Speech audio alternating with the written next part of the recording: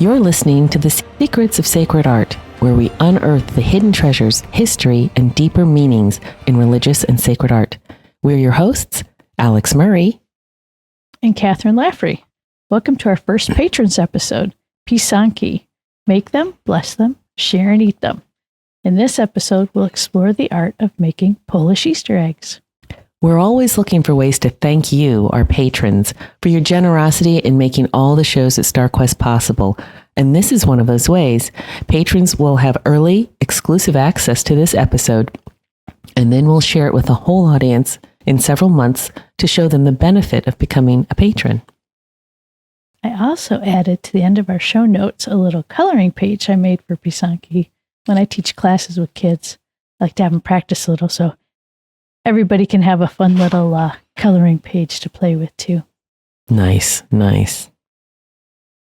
So just one little bit of information. A lot of times when I tell people I teach Polish Easter eggs, they hear my last name Laffrey and they're like going, "You're Polish?"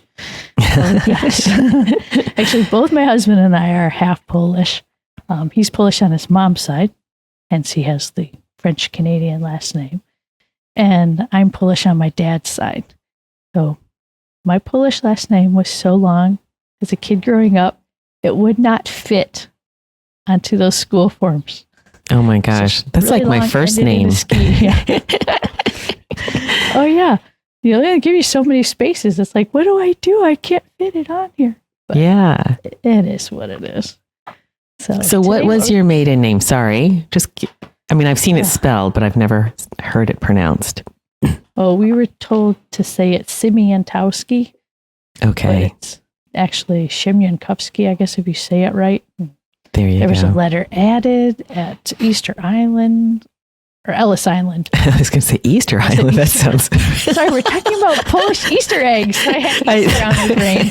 I was going to say that would have been a really interesting side story about your family.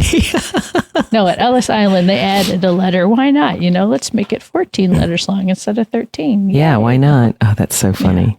Yeah. But it's good to be Polish. And I do love making Polish Easter eggs. And this is what my Busha taught me. There's Busha right there. Oh, she's a cutie. Yeah, we loved her. Yep. And that's her favorite kind of pisanki to make. Just white, blue egg. That was her thing. Yeah. Simple and sweet. Oh, yeah. So she taught me how to do this, and I got to share it with my daughters, and my dad is really good at it. And I've also had the opportunity to teach classes. I've taught them at parishes, catechism classes, women's groups. Actually, when you're at work, taught all the ladies in the studio. They had so much fun with this. Oh, yeah. Those are all their Easter eggs there. Oh, nice. Yeah. And then they're so colorful. They are. And then I've had some really young students too. And you'll see in the video some picture of me and my youngest daughter back in the day. We learned when we were little, and as soon as a kid could hold a pencil, you were allowed to work. And helping that one student is actually my dad in the corner there. Yeah, I thought I recognized him. He has so much fun sitting in on the classes because the kids watch him and say, "I want to do what you're doing." Because this is what my dad always does. He looks like he knows what he's doing. Oh, yeah. He is the Easter lily master. He has made an Easter lily egg as long as I can remember. So I guess, 50 plus years of practice, he's gotten really good at it. Yeah. How pretty. Yeah. That's kind of neat to see in this picture. You can actually see how he's in progress in the one that he's holding. Yeah. I was just looking at that. And then you see the final version of it all dyed purple. Yeah. And then just want everybody to see just the variety that I've make over the years. From simple, I say simple, but the white and red one to me is simple.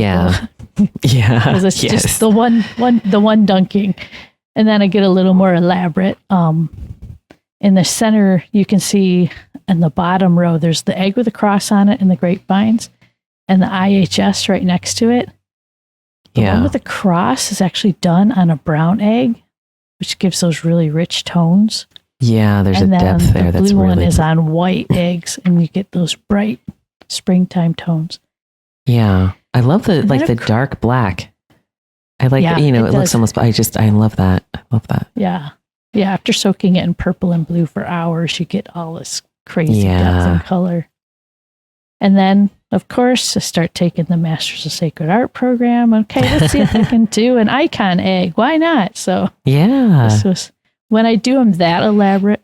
I do draw on it with pencil to lay out everything. Yeah. In order to get all of those colors, you have to work from light to dark.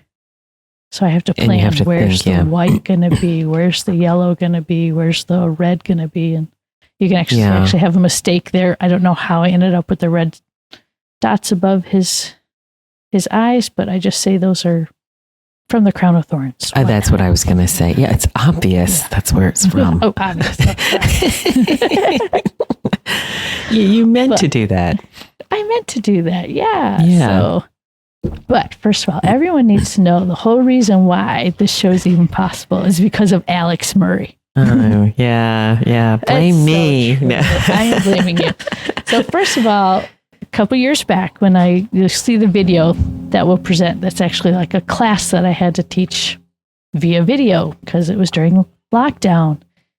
I was at a nursing home and they're like, we're sorry, we can't let you be with them face to face. You're going to have to record a video. I was so nervous. And Alix was kind enough to set up a Zoom class for me to practice with her friends in England. And so I was able to work out, okay, how am I going to do this? Talking to a camera instead of people. It was just so weird for me. I'm not used to that. I'm camera shy. Well, not anymore. No, not anymore. I mean, so much so that my dear friend Alix was the one who kind of convinced me that, hey, we should do a show on SQPN. I know. That's why we're here, folks. I know. The rest is history. So. The rest is history. And thank you all for making this possible. We love our patrons. Absolutely. Yeah. So I remember that that class that we did. It was really, I would say it was pretty chaotic because we were all on different Zooms and or everyone was at home, obviously, but just having everyone trying to figure it out. And then a really dear friend of mine, Teresa Potter, is from Poland. And so she was having the best time and remembering things and telling us stories. And the people had their kids and look what I found. Yeah. Oh my gosh. And these are all, these are some photographs from the class that we did, the Zoom class we did. But this is where we were kind of like, oh my gosh, some things are a little different. With the dyes that we bought in Britain, they didn't work. I think for a couple of reasons. They did a little bit. They're quite subtle, the colors, but in Britain, and I think it's all over Europe as well. So we don't refrigerate our eggs at all. And because they're not washed when they they're probably rinsed, but they're not washed. So they're farm fresh and they taste so good. They really are. And, with a really gorgeous golden yolk. I mean, I really love that. But, if you buy a carton of eggs, the chances of them having feathers, among other things, on them is pretty high. And I think that's what affected the dye. Don't you? They didn't absorb very well. And I think it's because, we should have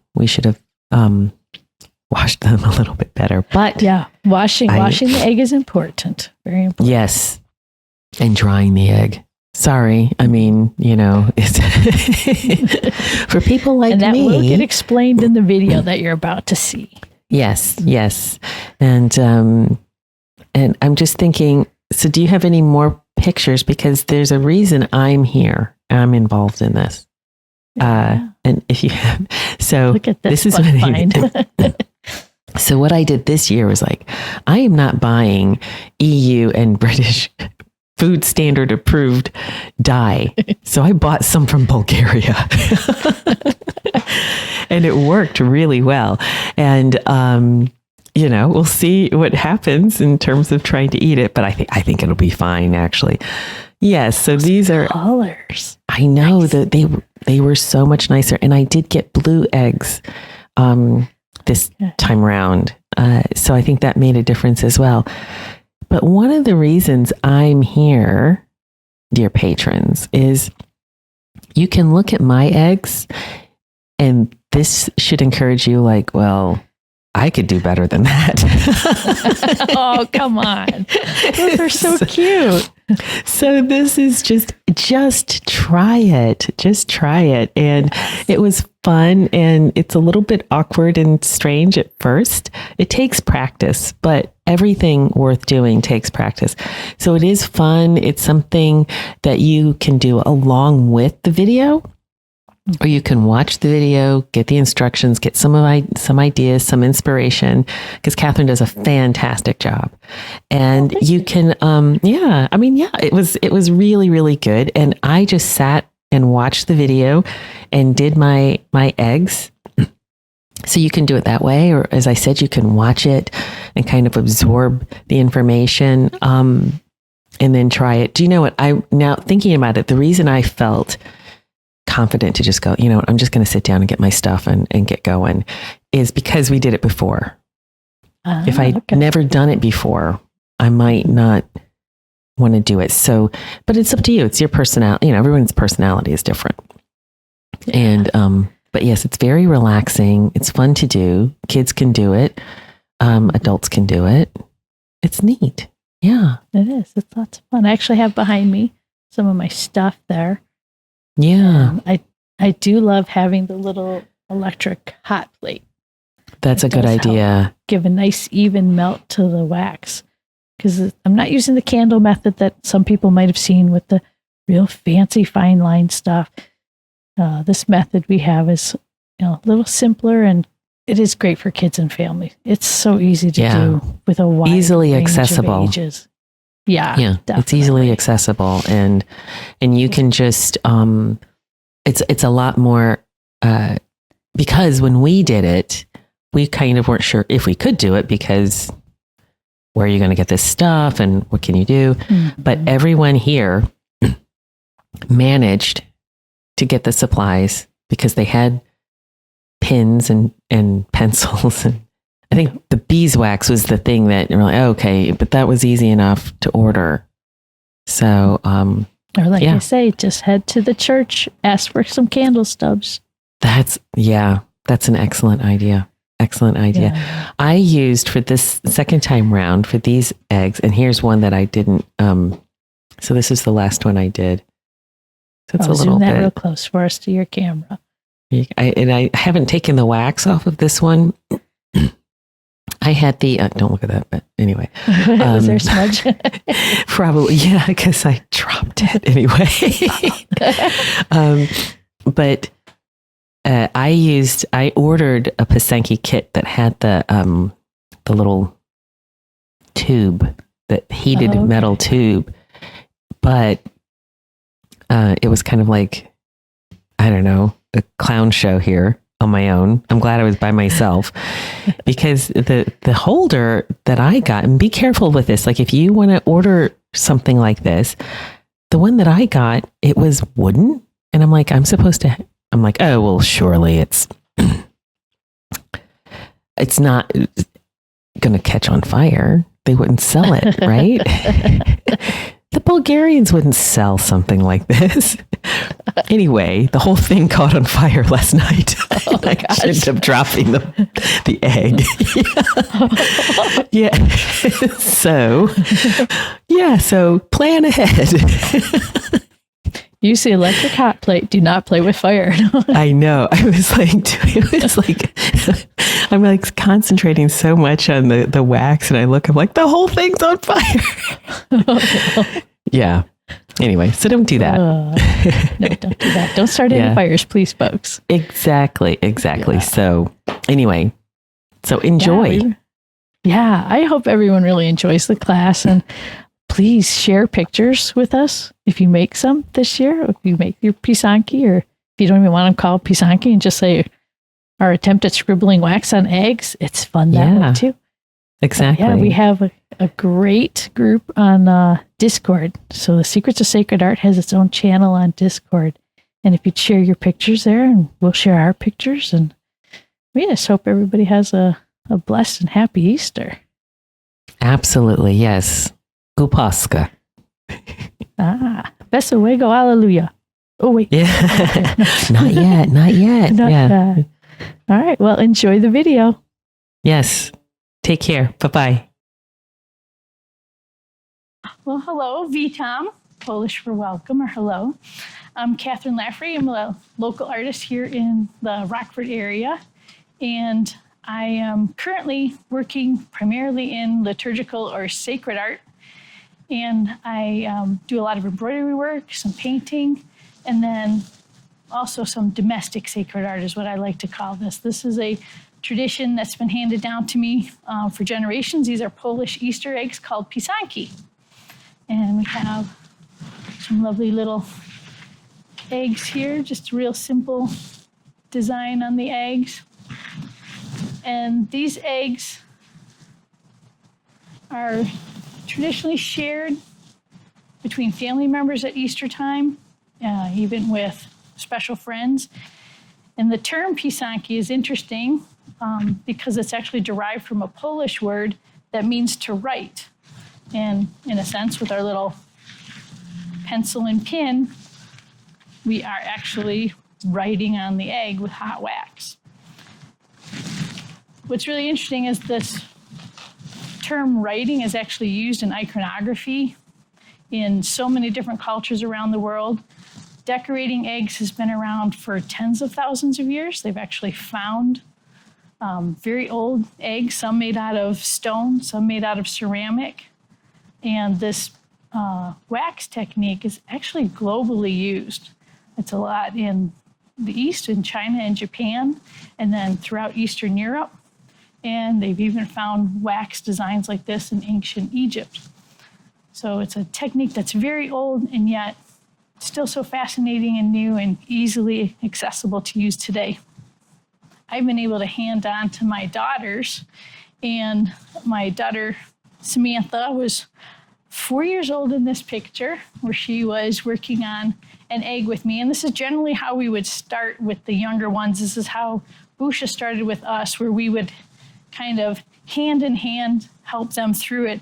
And it's amazing how quickly children will pick this up. They just run with it. They don't try to figure it out. It just happens naturally. And as soon as they can hold a pen or pencil in their hand, they're right at it doing it. I've actually taught this class to kids 3-4 years old, and as old as I've done a ladies group with some ladies in their 80s. What's really special to me is as I started taking over the process in our family, and instead of going to Busha's house, we would come over to my house and we'd have all the cousins come over and aunts and uncles, and probably be 20 of us. I'd set up the hot pan on an island counter and then the dyes at another table, and we just kept going back and forth between the two. But when Busha saw that, hey, this is something you're going to keep going, she gave me my great-grandfather's tool that he made. He came to America in the early 1900s. This tool is probably 110 years old now. It's a good guess. But he did a simple little pin at one end of it, so it's very much mimicking what Busha eventually made much easier for us, where we have a pencil. She used to be an elementary school teacher, so she had plenty of pencils, and then some pins. And so he did a pin technique. What's another style, he had simply pounded out a small sheet of copper and put it in here to make a little funnel. And this would be a modern day equivalent, a little fancier. For these, you have to use a lit candle and a little block of beeswax to scoop the funnel full of beeswax, hold it in the candle, and then start drawing on your egg. And this gets you very fine line details that are very similar to this egg here, which, as you can see, all those little fine lines, and I've seen some where the entire egg is just covered with layers of fine line detail and different colors, which come from all the different dippings. So you can see that, there's so many beautiful images of this, but like I said, these were meant to be eaten. And we would actually incorporate these into our Easter basket. And on Holy Saturday, we would take our decorated eggs, kielbasa, ham. If my mom made hot cross buns, we would take those, fresh made bread. I would carve a lamb out of butter, and we would have salt and olive oil for the year to be blessed and a candle to be blessed.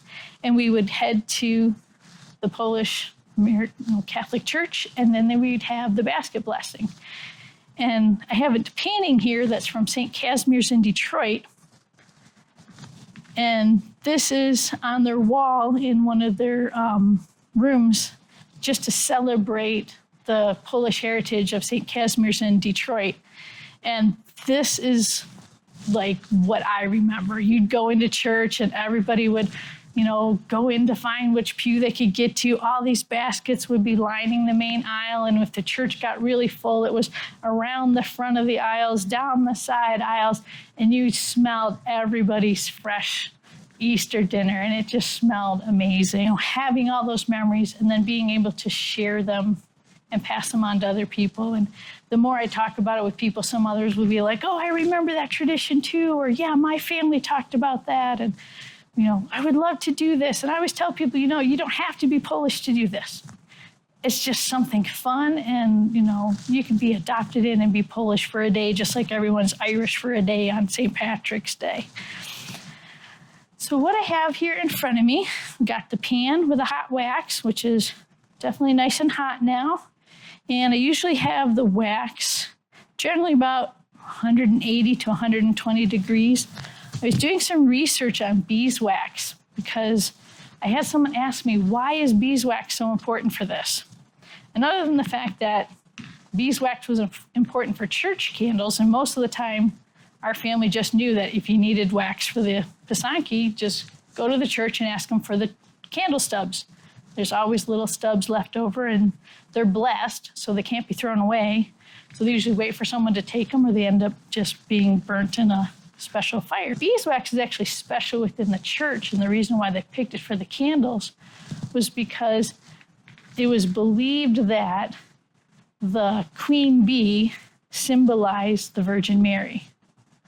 And so they took on that imagery as that's the Virgin Mary, and she is the queen and mother of the church. And so here's our beeswax. And sometimes you'll see little images of beehives in and around churches. So it's fun to go look for the different imagery around churches to see, like, okay, what does this mean? Why is that there? There's always a good reason for it. But besides our hot beeswax, like I said, we have our pencils. And if you notice my pencils, I have two different color erasers. This was to appease Busha, because back when she would go get the pins and pencils for us, there used to be sewing head pins that were much larger than they are today. And she always liked the larger pins because she could get nice big designs. This was her favorite style egg to do. And so with this egg and this big pin, she could do lots of these little sunburst patterns. When it came to the skinny eggs, she's like, I don't like those. They're too skinny, and they're not what I'm used to. And I was like, I know, Busha, but I can do real fine line designs with the smaller pin. The other thing we have is good old Paz decorating tablets. They're the best. I have to say they're the best worldwide. I actually did a Pisanki class recently via the internet with some friends in the UK, and they were jealous of how bright my colors were. So I wanted to do a little research on Paz. And one of the ladies said, well, you know what Paz means, right? And I was like, what? And she's like, that's a Danish derivative of Easter, of Paschal. And I was like, oh, okay. So I was like, so what's the story behind Paz? And it ends up that they had Danish family roots. They came to America actually about the same time as my great-grandfather, and they were in the Pennsylvania area, and they found out that there were a lot of people decorating eggs, all these Eastern Europeans coming in at the same time, and so they worked out a formula to have really good, easy-to-use dyes, and that's how their whole story goes, and they are the best. I love all the colors they have for us. They give good color, bright color that really lasts long on the eggs. And it works well with the wax. All right, so we have our tools. We have our bees. The one thing Busha said we absolutely have to have, rinse cups for the spoons.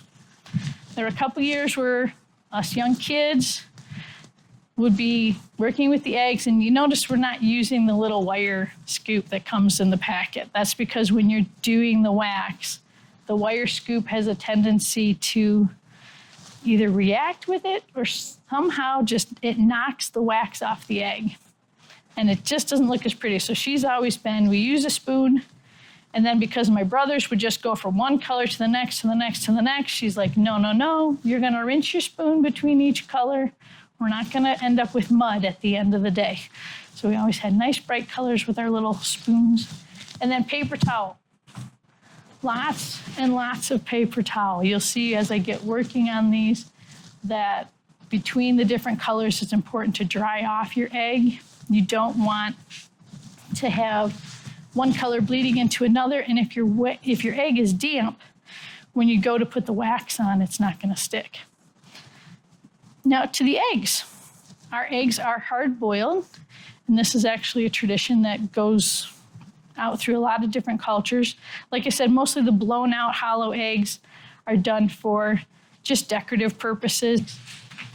And it's important that your eggs are not cold. If they're too cold and you go to put the wax on, the wax will just fall right off. And if they're too cold, it's just not going to get a good dye. And your hands have to be clean.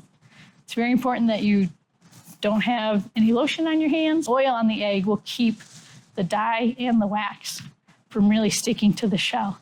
And I'll actually take it a step farther, and when I'm boiling my eggs to get all the natural oils off of the eggshell, I'll add a little bit of vinegar to the water. So that just kind of helps clean the shell and get it ready.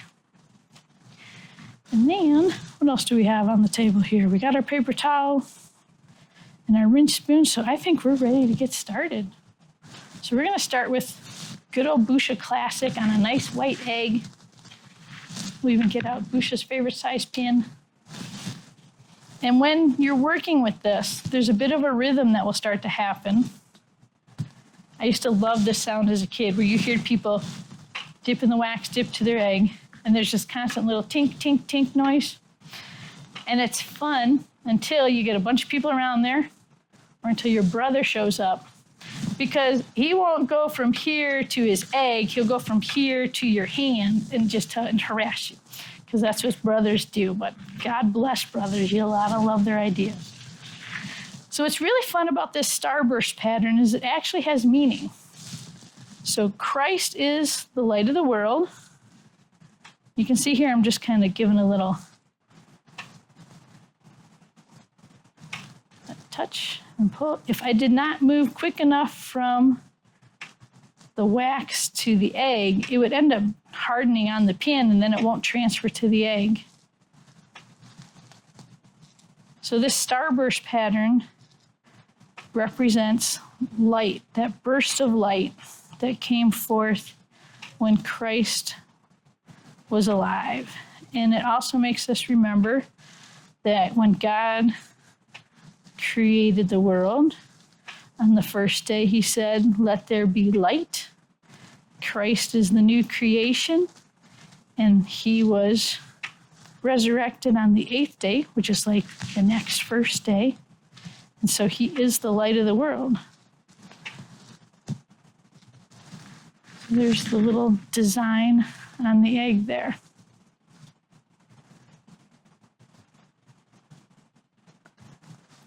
So I don't know if you're able to see that. It's kind of hard to see white on white, but what's really fun is when we take this and put it in a color. We're going to make this one a little multicolored instead of just the classic blue and white like Busha. If you're going to do lots of colors, it's good to start with something light. So we're going to start with a little yellow on this one. And we'll let that have a good little soak. Now you notice I also have some brown eggs.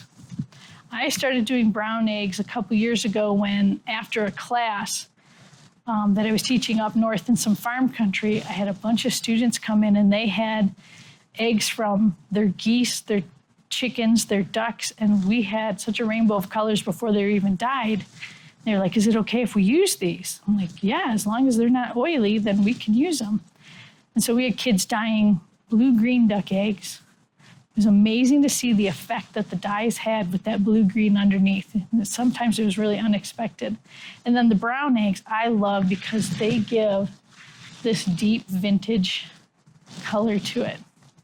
So you get, by comparison, here's probably the same colors on two different eggs. This is on a white egg, and this is on a brown egg. And I love those deep vintage colors. So on this one, some of the other designs that are traditional for Polish eggs are the cross. So we have the cross of Christ, and we'll do that in brown on the egg. So when you are laying down the wax saves whatever color it goes on top of. So because I'm putting wax on top of a brown egg, that brown egg color will stay where the wax is. The dye can't get underneath the wax because it's been sealed off. And another tradition to put on this cross egg is in Polish, when you're wishing someone happy Easter, actually it's more of an exclamation, you're saying Wesołego Alleluja, which is like the great Alleluia. All right, so on here, we're also going to put the writing on the back now. I'm actually going to add a little border. You can see sometimes in some of the eggs where there's little dividing lines that'll divide the egg to like a front and back section. This is just such a satisfying thing for me. I just love the feel of the pin rolling the wax onto the egg. I think the first time when I was younger, I tried to do this and was so disappointed that I couldn't get my line to meet up back where I started. It took me a while to figure out how to turn the egg without going sideways and ending up with a big spiral. They actually have devices now for people that will hold the egg like a little egg lathe, so it'll turn and crank and turn the egg for you. But on here, I'm going to put the Easter greeting, and you can write simple little block letters on here. But there's that little click and scratch sound that I just love. Someone should almost write a musical composition to go with it.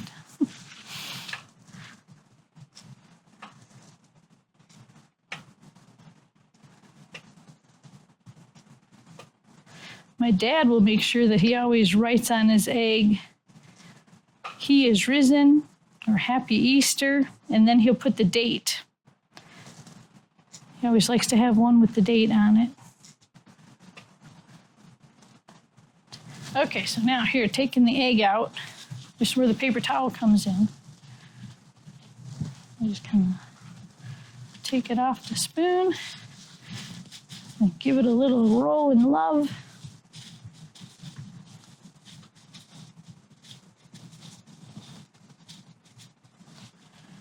And you can see where the wax looks like it's white and the egg is bright yellow.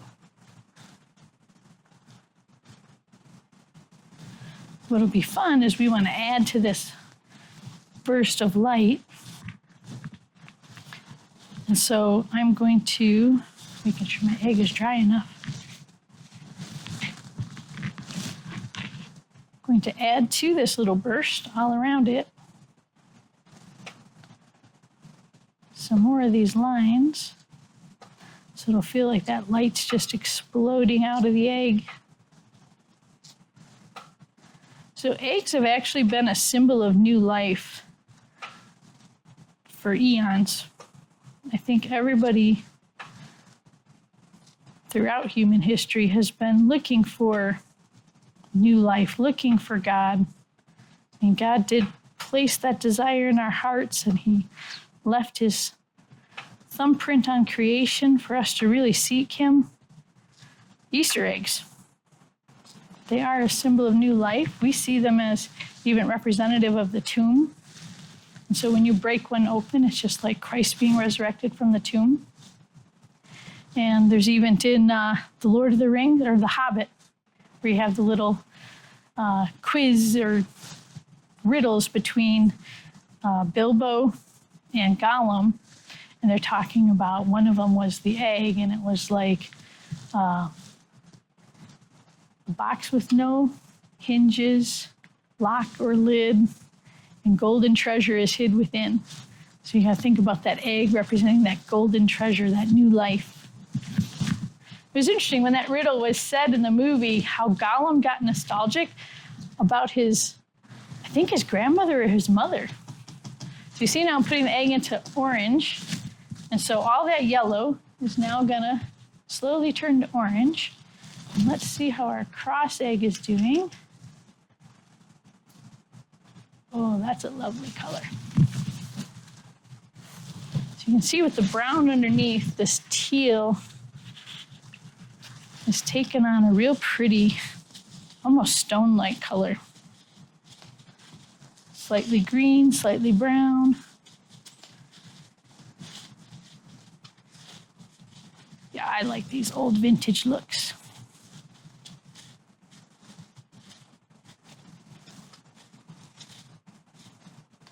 And sometimes I'll use whatever color comes out as inspiration for what I'm going to do next.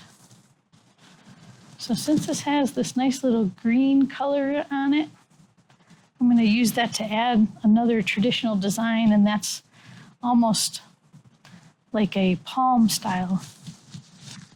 I'll actually go with a little thinner pencil on this.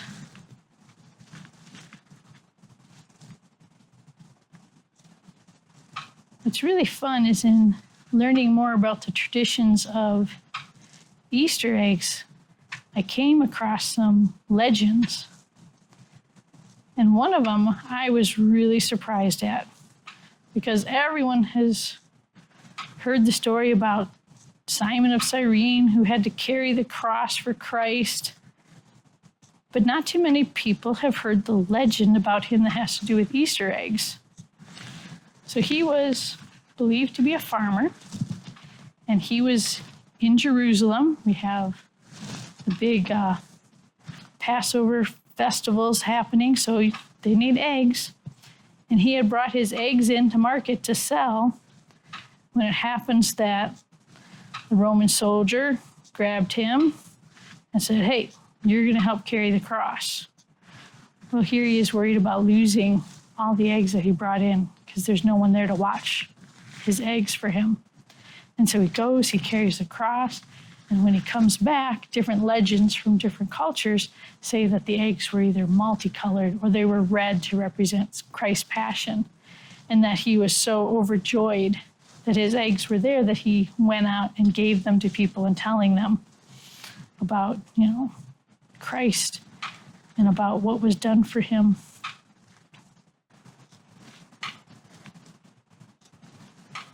There's actually some traditions that have that the decorating of the eggs came from Mary, that she had a basket of eggs with her when she was at the foot of the cross, and that they were speckled by the blood of Christ sprinkling upon them.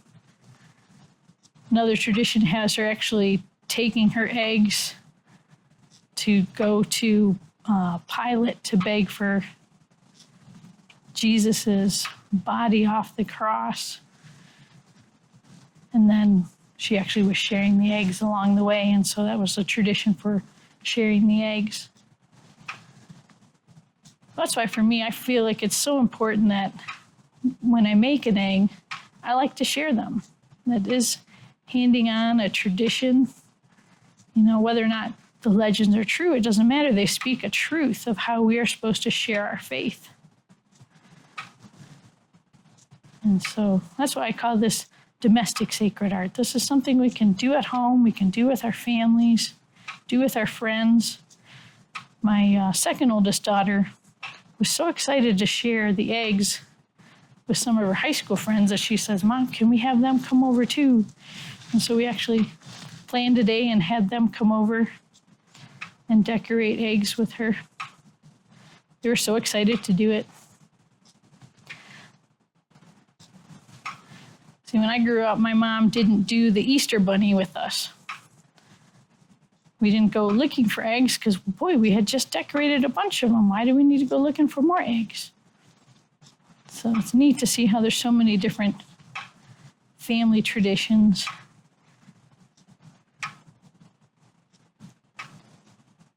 Well, there, that's lots of little lines on this to make that palm pattern.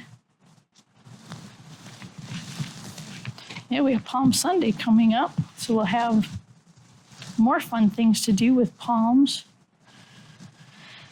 All right, I think we're going to give this a little bit of red. And then let's see how our egg is doing in the orange. Oh, that's beautiful. I also got to be careful which paper towel I grab. If I've been working with blue and green, I try not to grab anything yellow or orange. It has a tendency to make it get muddy. But there we go. Oh, that's a nice bright one. Look how lovely that orange goes over the yellow. And we get such a nice burst of color. And we don't want to stop there because it's real fun when these get lots of colors on them. So this time, we're going to add a little more of a burst to this. Now, sometimes I plan out my eggs. Sometimes I just like to see where it's going to take me, see what's going to happen. Every year I'll try to get a little elaborate with one. Last year I actually did one with an icon on it. I don't have it because I actually gave it to my priest and told him he had to eat it on Easter Sunday. I don't know if he did or not. He said he wasn't sure if he could crack into that pretty egg, but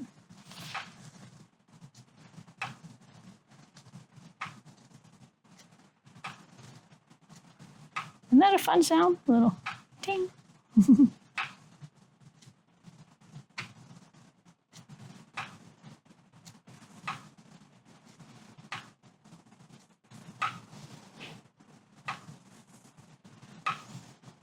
And sometimes when I'll teach these classes, especially when there's little kids around, I always like to ask them what color should happen next, just to see where they go with it. Sometimes kids have some fun, crazy ideas for eggs.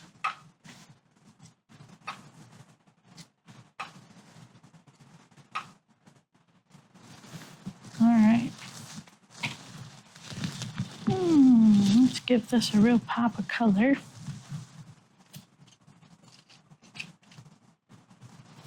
I'm going to go purple. There have been times when I have wanted really dark eggs that I will soak them in purple, then in red, then in blue, then back in purple, and just let it soak for a long time. One time I had an egg that I really wanted to be dark, so I was soaking it. I started cleaning up the rest of the kitchen.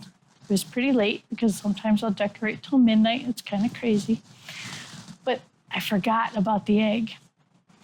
And so the next day, I was going to dump out the colors, and there was an egg still sitting in the purple, and it was just beautiful, just a rich, deep, almost eggplant color. So it's like sometimes I want to do it, but then I'm like going, do I want to eat that egg later? I don't know. So here's our cross egg. I decided to put it in red since it represents Christ's passion. It's got a nice red, brown, almost like terracotta color.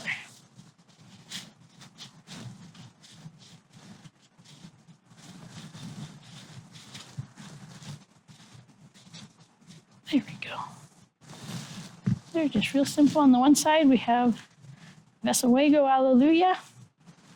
So the great Alleluia. And then the cross on the other side. I love these brown eggs. Now you notice I have little tiny pieces of paper towel in here. When I put the eggs back in the container, I'll do that because sometimes the eggs will sweat a little. And I don't want to ruin all my pretty dyes, so that paper towel there just helps to keep their little atmosphere dry. And here's a nice little lovely egg. Boy, this one's almost round. My second oldest daughter every year will look for the roundest egg. She doesn't want a tall one. She wants it squatty and round because every year she says, Mom, I want to bless the world. All right, so another egg I want to share with you is one that my dad always does every year. This is nowhere near what he's done in the past, but he loves putting Easter lilies on his egg. And it always has to finish in blue and just have a beautiful color to it. Sometimes he'll get real creative and make sure the leaves are 2 different shades of green. So he'll be really happy when I bring up dyes like this that have 2 different shades of green. So when you're working on something like this, where you know what you're going to make, and it's going to look like something, you have to plan ahead. So I know that I want white lilies. So I have to imagine where the lilies are going to be, plan out and do those different petals, dye it in yellow next, because the next thing I'm going to do are the little pollen clusters that are on the lilies. So you kind of always have to think a step ahead going, okay, what do I want to be white? So we want white lilies.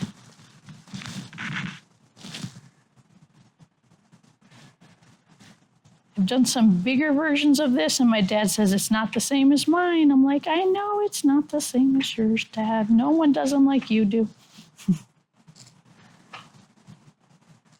I have to admit, I've always been pretty impressed by his Easter lily egg. He's actually gone with me a couple of times to teach classes, and it's always fun to see. He'll just sit in front of the pot of wax, and he'll end up with a little pile of kids all around him, just watching as these little lilies appear on his egg. And then there's usually the question of, can you teach me how to do that?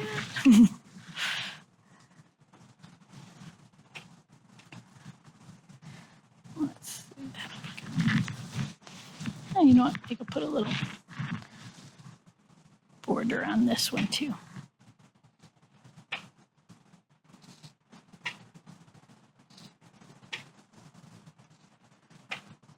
Boy, I can always see on the bottom of this egg, I had touched it when I had dye on my finger, and I left a little orange spot on the bottom. But sometimes you can make other things into that. Okay, so I have the white lilies on the egg, and then that's going to go into the yellow so that I can make the pollen.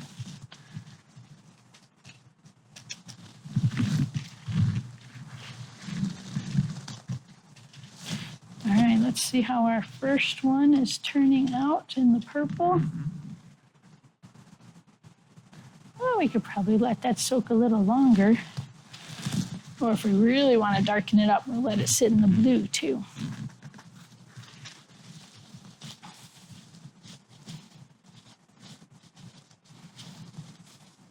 I'm always amazed at the different creative ideas my daughters or nieces and nephews will come up with year after year. And a lot of times their designs are based on whatever they're interested in that year. There's one year when we had all 3 girls in school going away to school. And so we ended up with 2 Michigan State eggs and a Central Michigan egg. Because, they kind of think that their egg design is like symbolically blessing that part of their life, which I think is really special. One year, my daughter was big time into sunsets. She thought, oh, if I could live anywhere, I want to be in Florida and see the sunset by a palm tree every day. And she actually dipped her egg so she could make a nice little sunset on there with a palm tree. It was really pretty. I don't think I could replicate that one, though. She did such a good job. But let's look over here and find a little inspiration. This is a nice little egg for some inspiration.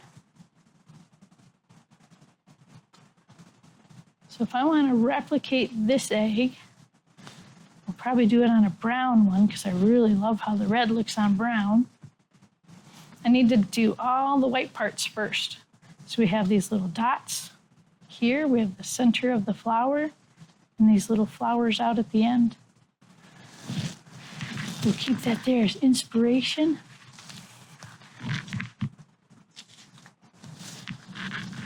Some other designs that'll end up on Easter eggs are lambs. Sometimes you can get really creative with that. And the cross, we've done that one. And little birds. That always looks pretty when there's birds on them. And then a lot of times just a simple geometric pattern.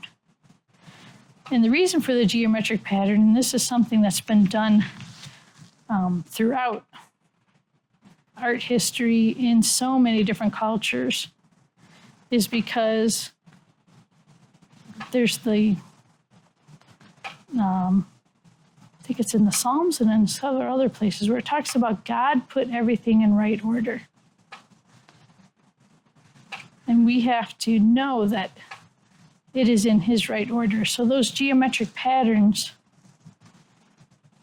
help to remind us that God has a plan, that everything's laid out for his purpose and his design.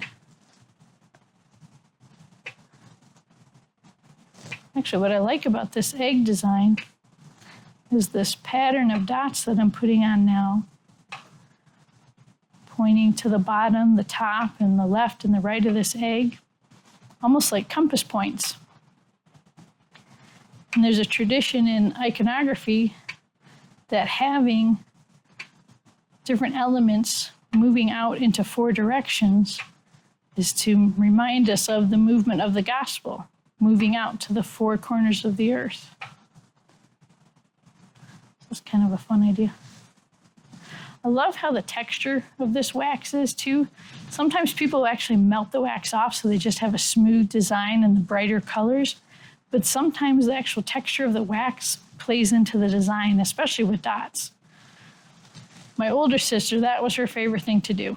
She wanted dot patterns on all of her eggs, mostly because she would say, I just can't do anything else. I don't have the talent for it. But I always told her, nope, that works.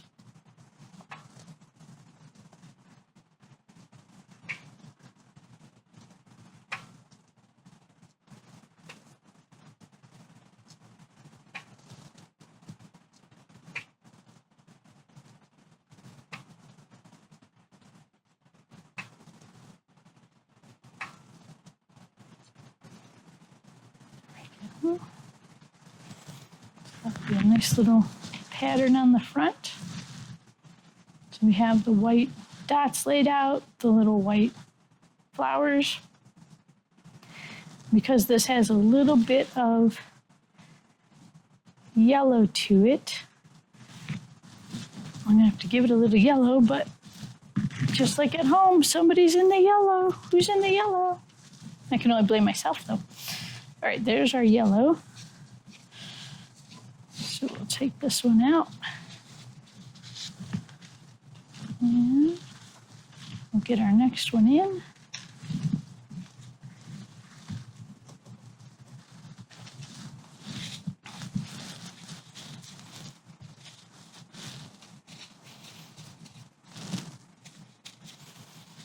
Okay.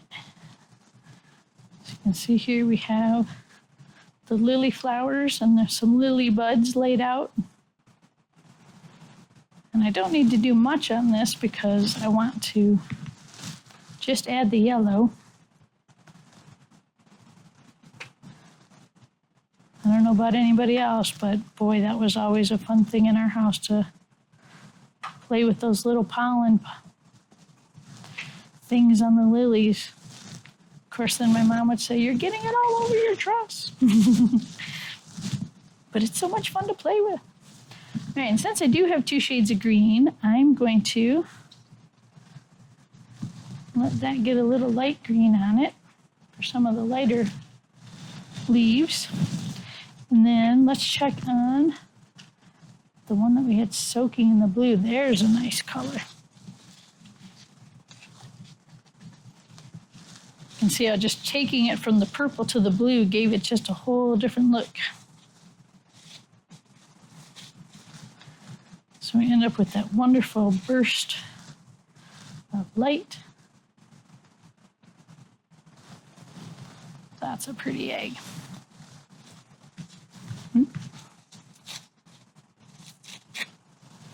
Now there's actually a few patterns that are regional that different people do around Poland.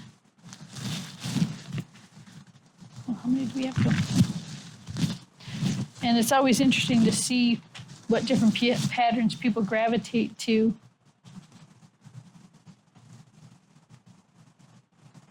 I had one student of mine who she felt like she couldn't draw a straight line, and I said, "Don't worry about drawing a straight line." And she did squiggles all over her egg. And I was like, "Just start at the top and work your way down." And every time she just kept going from one color to another. By the time she was done, her egg was bright white to yellow to red to orange, and it really just looked like the egg was just exploding with color, and she was so happy. She was like, "I didn't even have to draw a straight line." I'm like, "Nope, all those little squiggles were beautiful on there." All right, so we have this lovely pale yellow, or green, and we'll let that be some of the leaves up by the buds. So you can see as you try to get more complicated with your designs, sometimes there's not a lot of wax to a lot of different trips to the dyes.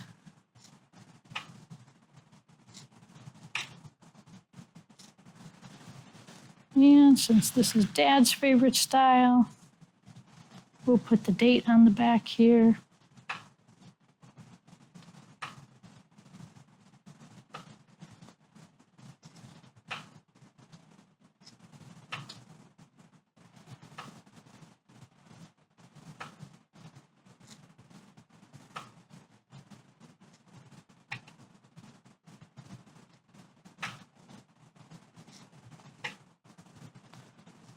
If this egg gets blessed, then that's adding a little blessing to 2021. We can always use a little more blessings.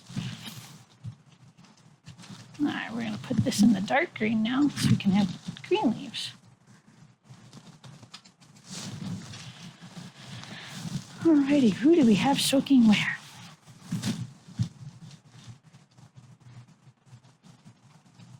Yeah, yellow on brown is an interesting combination. A little mustardy looking, but it'll work.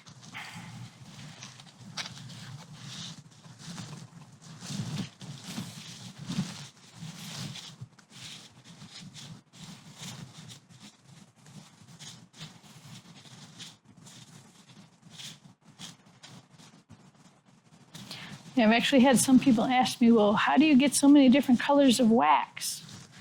Well, it's like the wax is just see-through. It's showing the colors underneath. But there's actually now some people that have changed that.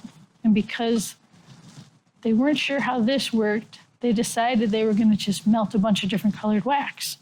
And so now they'll do a white egg with a lot of different colorful wax on it, which is interesting, but I wonder about the color of the wax. I mean, hopefully it's natural and food safe. That's what I like about these. They are food safe so we can eat them.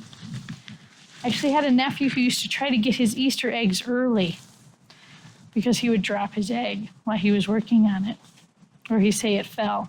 And we were like, if you want to eat an egg, just ask, but there's for Easter. And he'd be like, "But it fell." And then finally we started telling him, "You're going to decorate the broken ones," which actually turned out to be a really fun mistake because the eggs that were crackled the most, the dye seeped through the cracks. And when he peeled the egg, it looked like it was made out of marble. And he thought that was so cool. And then sometimes he would try to seal up the cracks with the wax. So then the egg itself had a cracked egg design, which is pretty neat to see. Yeah, he lives way out west now. He's working at Yellowstone. And just the other day, he sent me a message that he had learned how to make sledja, traditionally pickled herring. But because he was living out west and he was pike fishing, he made pickled pike. He was so happy to show me. I was like, oh my goodness, I cannot believe the stuff you're doing. What would Busha think? Not traditional, but so happy that it's happening, probably. And so he inspired me. My sister had given me some ground venison from when they were hunting last year. And I decided to make Polish stuffed cabbage with venison. I thought, okay, Busha, this is not traditional at all. But boy, did it taste good. I was amazed at how good the venison tasted in the stuffed cabbage. Golubki is the Polish for that. Okay, so we've added a few more little lines on here. And we're going to add this into light green.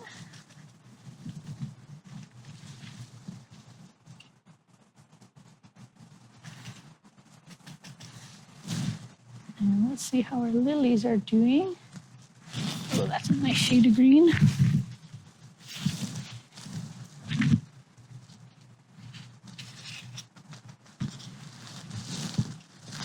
Oh, yeah.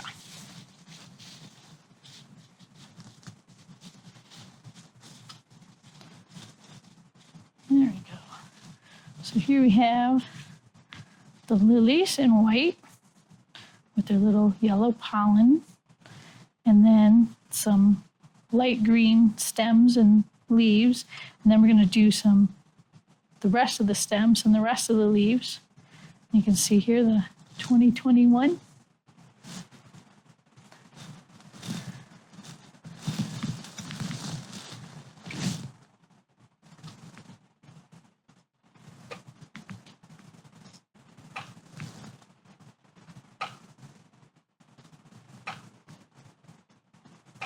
It's always fun to see what inspirational ideas we'll come up with year after year.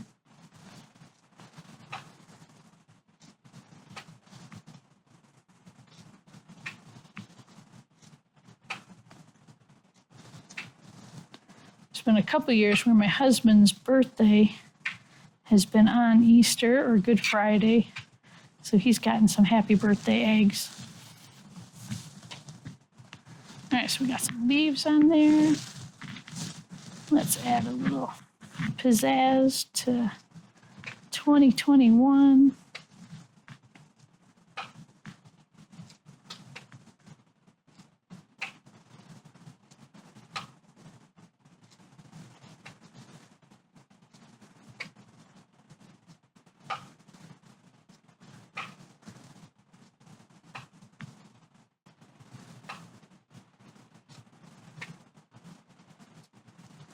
It's funny, it's just me, and I have two pans going here, but I'm finding out I like having the two pans because I don't have to look. I can just kind of see out of my peripheral vision that there's a pan down there somewhere. Okay, so now we'll give this its finishing touch in blue.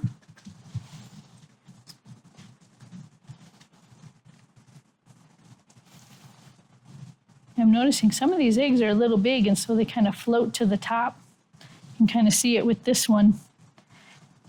And if I didn't keep turning that egg over, I'm going to end up with a light spot there. We'll have to give that a couple turns later on. I'm like always going, where'd the egg go? There it is. All right, that needs a little darker green, I think.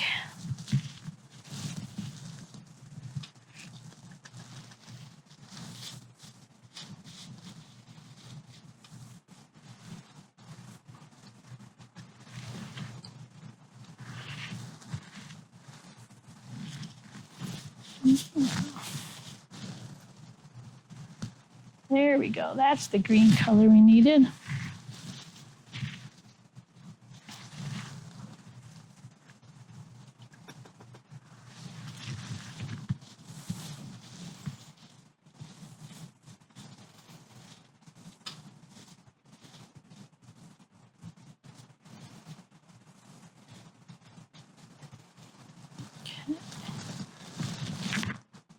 So I'm going to add a few green leaves on this.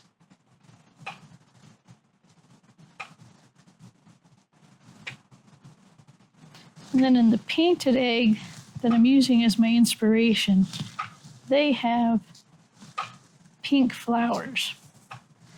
Because I have this green down, I don't think soaking this in pink is going to be a very good idea. Probably end up with a very muddy color. So I think what we'll go for, we'll see what we can get with the purple. Maybe get a pretty purple color.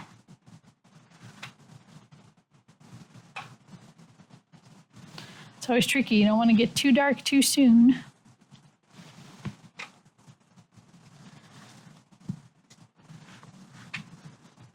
And I'm going to add a little green leaf around the back side here. Now I have seen where people will actually erase some color off their egg. So they'll have a solution with water and vinegar, a couple different things to actually try to rinse off some of the dye so that they can go from like dark colors back to light colors. I just don't want all of that mess, so I just keep going and see what happens. I like to be surprised. That's what's fun about these. You can stick it in and think one thing's going to happen, and then usually you end up with a pleasant surprise. There's the blue color.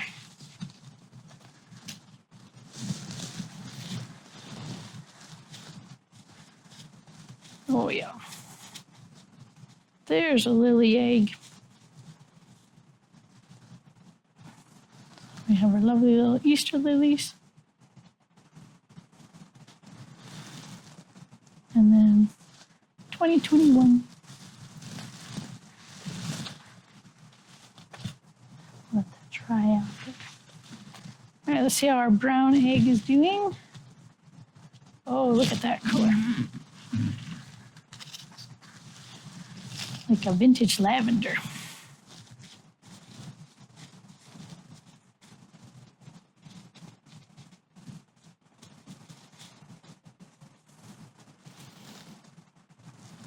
Kind of reminds me of some of my grandmother's old jewelry.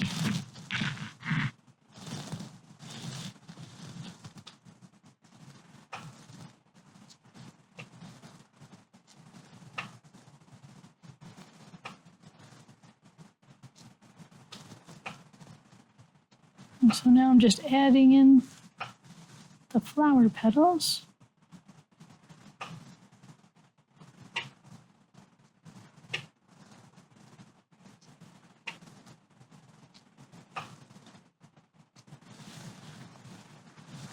And we can add a little buds to the outside.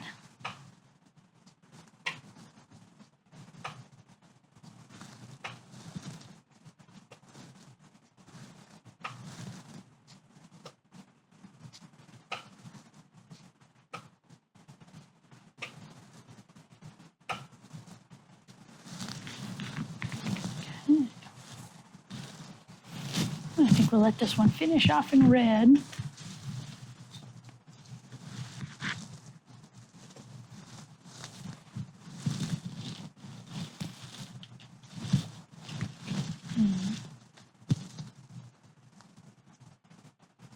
Oh, that's a nice pretty color.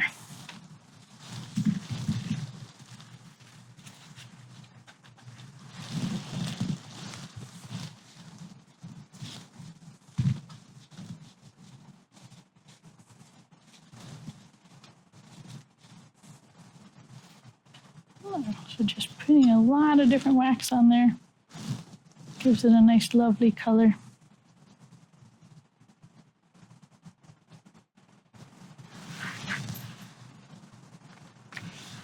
Let's get a little something under there.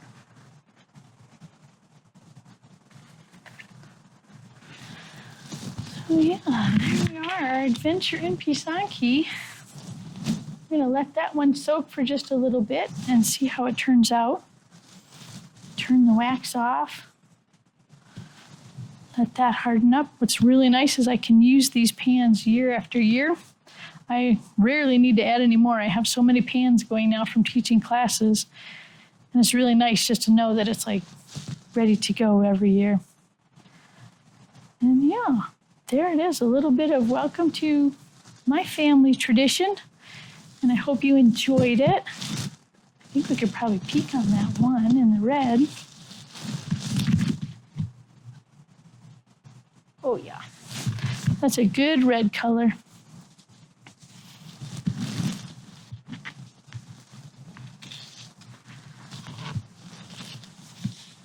And you can see our final egg here. With just a little simple geometric and floral on there.